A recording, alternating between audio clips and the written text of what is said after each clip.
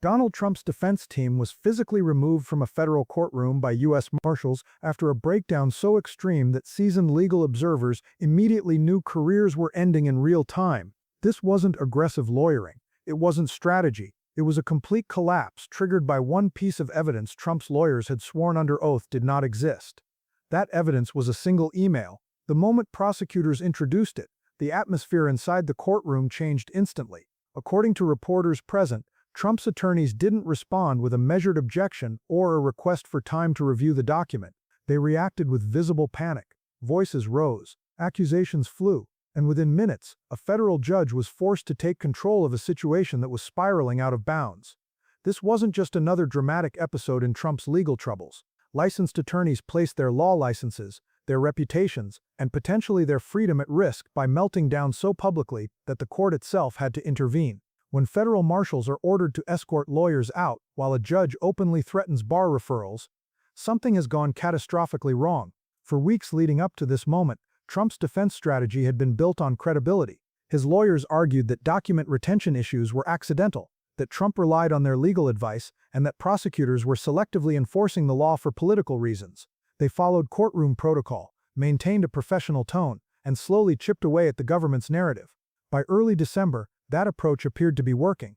Defense attorneys had highlighted gaps in the prosecution's timeline, questioned intent, and forced witnesses to acknowledge ambiguities in email chains and document handling.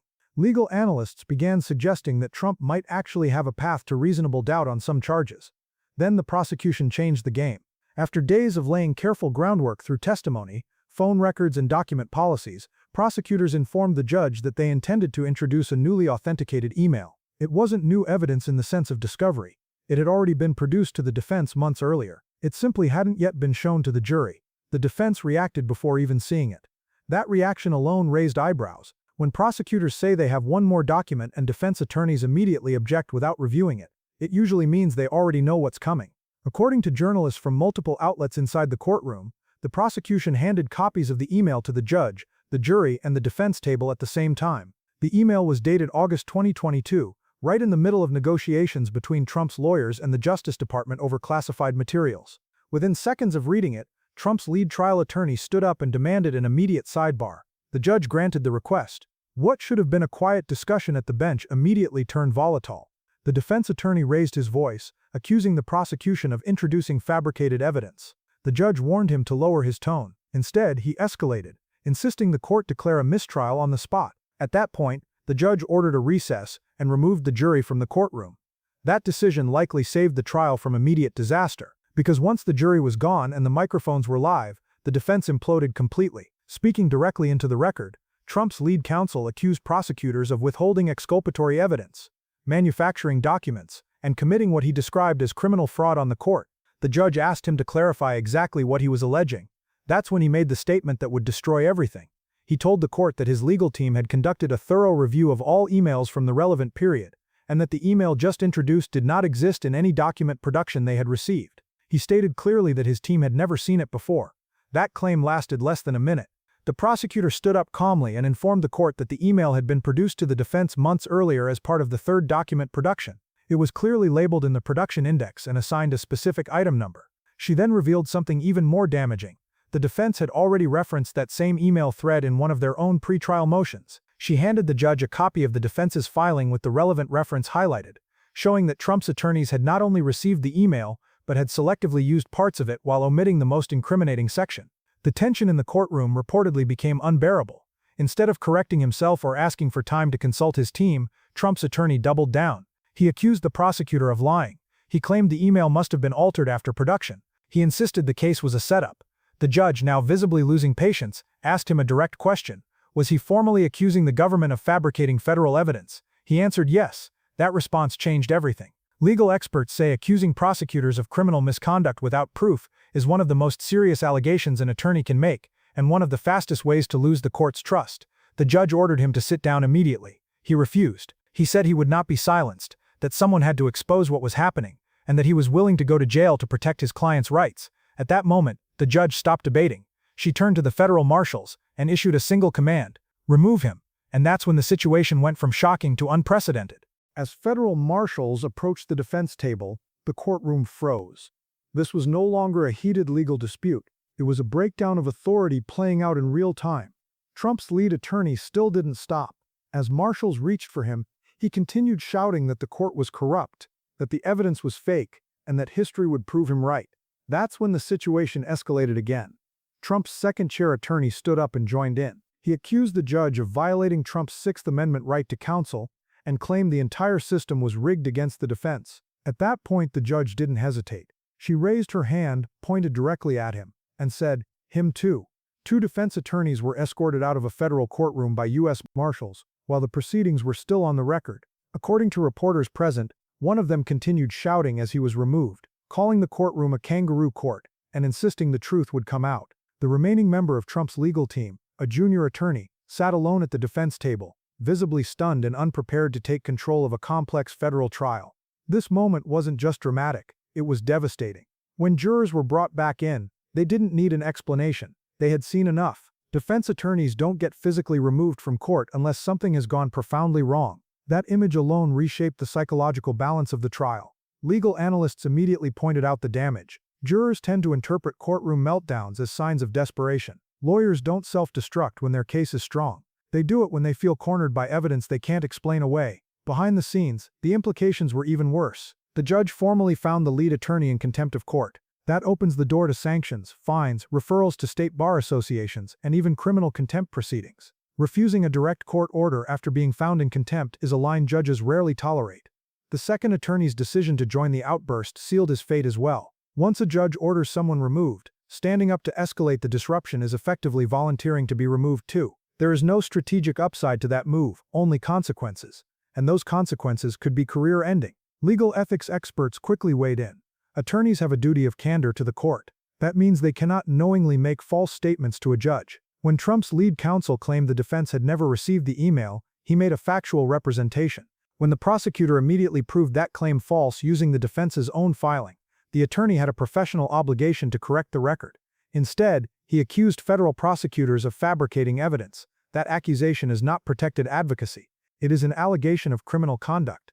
Making it without proof violates ethical rules in nearly every jurisdiction, and doing it on the record, in front of a jury, while refusing to comply with a judge's orders, is about as bad as it gets. Veteran defense attorneys said there were multiple off-ramps the lawyer could have taken. He could have said he misspoke. He could have requested time to review records. He could have apologized and moved on. He chose none of those options. Instead, he escalated at every step. This left Trump in an impossible position. On one hand, his carefully constructed defense strategy collapsed instantly. The lawyers who had spent months preparing cross-examinations, motions, and arguments were gone. On the other hand, replacing them mid-trial would almost certainly require a continuance, something judges are extremely reluctant to grant after the jury has already been seated and testimony has begun. Even if a continuance were granted, the optics would be brutal. Jurors would know Trump's original legal team imploded so badly that an entirely new defense had to be assembled. That doesn't inspire confidence. Continuing without them is arguably worse. The junior attorney left at the defense table was not prepared to lead. He didn't have the same command of the evidence. He hadn't planned the strategy. He hadn't prepared witnesses or cross-examinations. Now he was expected to go head-to-head with seasoned federal prosecutors, who had just scored a massive psychological victory. Every path forward looked disastrous, and that's when people started noticing something else. This wasn't the first time Trump's lawyers had destroyed their own careers defending him. The pattern was impossible to ignore. What unfolded in that courtroom fit a pattern that legal experts recognized immediately because they've seen it before, again and again. Different cases, different courts, same outcome. Lawyers who step into Trump's orbit, abandon professional restraint, and decide that loyalty matters more than ethics tend to leave with their careers in ruins. Rudy Giuliani is the most infamous example. Once celebrated as America's mayor, he became a cautionary tale after years of making false claims on Trump's behalf. Giuliani lost his law licenses in New York and Washington, D.C., faced crushing defamation judgments totaling over $100 million, and watched a decades-long reputation collapse almost overnight. Not because he was inexperienced, but because he refused to stop when facts contradicted him. Then came Sidney Powell, a former federal prosecutor who once had real credibility. She advanced such extreme claims about voting machines that she became radioactive in legal circles. Lawsuits followed, criminal charges followed. Her name became synonymous with conspiracy theories rather than competence. Jenna Ellis followed the same path. She eventually pleaded guilty in the Georgia case and admitted she had made false statements while representing Trump. She was censured by the Colorado bar and publicly acknowledged that she relied on claims she never verified. Her own words confirmed what ethics experts had been saying all along. Representing Trump had pushed her past professional boundaries she should never have crossed. John Eastman's story may be the most striking. A constitutional law scholar who wrote a memo outlining how Mike Pence could refuse to certify the election, a theory rejected by nearly every serious legal expert. Eastman now faces disbarment proceedings and potential criminal exposure. His academic and legal career is effectively over. Now Trump's current trial attorneys appear to be joining that list. The common thread is not intelligence or experience. It's decision-making under pressure. When evidence becomes overwhelming, some attorneys double down instead of adjusting. They escalate accusations. They attack institutions. They gamble that outrage will overpower facts. But courtrooms don't work that way. Judges operate on records, not rhetoric. And once an attorney makes a demonstrably false statement to the court, credibility evaporates instantly. Everything that follows is viewed through that lens. That's exactly what happened here. The prosecution didn't just introduce a damaging email. They exposed a false statement made on the record and backed it up with the defense's own filings. That's why the reaction was so extreme. This wasn't just bad evidence. It was evidence that the defense's narrative itself had collapsed. Legal ethics professors across the country explained why the judge's response was inevitable. Attorneys are officers of the court. They are granted enormous leeway to argue aggressively, but not to lie. When an attorney knowingly makes a false factual claim, accuses opposing counsel of crimes without proof, and refuses direct court orders, removal isn't optional. It's required. Some Trump supporters immediately claimed the ejection proved the trial was rigged, but experienced lawyers pointed out the opposite. If the court were biased, the judge would have found quieter ways to discipline the attorneys outside the jury's presence. Instead, she gave them multiple chances to stop. They refused every one, and that refusal matters, because it raises a question that prosecutors don't even need to ask out loud. Why did the defense react this way if the email wasn't devastating? Strong cases don't produce meltdowns. Weak ones do. Jurors understand that instinctively. They may not know the finer points of evidence law, but they recognize panic when they see it. Lawyers who are confident don't accuse judges of corruption. They argue the facts. Behind closed doors, legal commentators began using a phrase that Trump's team desperately wanted to avoid: self-inflicted wound. No prosecutor could have scripted a moment more damaging to the defense. The jury watched Trump's lawyers lose control, lie about evidence, and get removed by marshals. That image is now inseparable from the rest of the case, and the consequences don't stop at this trial. Bar complaints are almost certain. Multiple jurisdictions may investigate. Sanctions, suspensions, or disbarment are real possibilities. Criminal contempt proceedings are also on the table, especially given the refusal to comply with direct orders. Those attorneys may soon need lawyers of their own. Meanwhile, Trump's legal future just became far more complicated. Competent defense attorneys are watching this unfold and asking themselves a hard question: is representing Trump worth the risk? Every high-profile meltdown shrinks the pool of lawyers willing to take his cases, and that's when the situation became even more dangerous, because Trump himself decided to weigh in, and what he said next may have made everything worse. Trump didn't stay silent after watching his attorneys get removed from the courtroom. Within hours, he responded publicly, attacking the judge and praising his lawyers for what he described as standing up to corruption.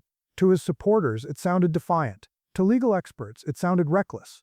Because when a defendant publicly endorses the same behavior that just got his attorneys held in contempt, it raises a disturbing possibility that the courtroom meltdown wasn't spontaneous. Former judges and prosecutors immediately warned that Trump's statements could be interpreted as encouragement or even coordination, and if a court begins to suspect deliberate misconduct designed to provoke a mistrial, the consequences can escalate quickly. A former federal judge explained it bluntly: judges are patient, but they are not naive. If a lawyer's misconduct appears intentional rather than emotional, courts respond far more aggressively. That can mean harsher sanctions, tighter courtroom control, and zero tolerance going forward. At the same time, Trump now faces a trial with a severely weakened defense. The remaining junior attorney lacks the preparation, authority, and strategic command to manage a case of this magnitude alone. Bringing in new counsel mid-trial would require a continuance, and judges almost never grant one under these circumstances. Doing so would reward chaos. Even if new attorneys were allowed in, the damage is done.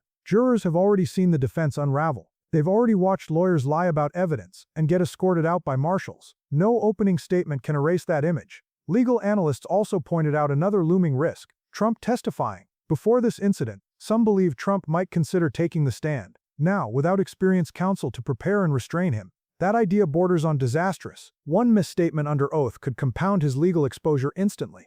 Beyond this trial, the ripple effects are spreading fast. Law firms that once considered representing Trump in other cases are quietly backing away. According to multiple reports, attorneys are increasingly unwilling to risk their licenses by entering an environment where professional boundaries are repeatedly crossed. Every lawyer watching this understands the message. Representing Trump can cost you your career. And that brings the story full circle. This wasn't just about one email, or one outburst, or one bad day in court. It was the culmination of a pattern that has repeated itself for years. Lawyers enter Trump's orbit, believing they can bend rules, attack institutions, and substitute outrage for evidence. And again, the legal system responds the same way, with consequences. The justice system allows aggressive defense. It allows mistakes. What it does not allow is lying to judges, accusing prosecutors of crimes without proof, and refusing direct court orders. Those are the lines that cannot be crossed, no matter who your client is. If these attorneys face serious sanctions, it will reinforce that principle. If they don't, it sends a far more dangerous message, that courtroom rules bend for power. That's why this moment matters far beyond Trump. It's a test of whether professional standards still mean something, whether judges will protect the integrity of their courtrooms, and whether lawyers, no matter how high-profile their client, are still bound by the same ethical rules as everyone else. Trump now has to finish a federal trial with a fractured defense, a skeptical jury, and a legal community increasingly unwilling to stand beside him. His attorneys face possible disbarment and contempt proceedings. And the judge overseeing the case has made one thing unmistakably clear.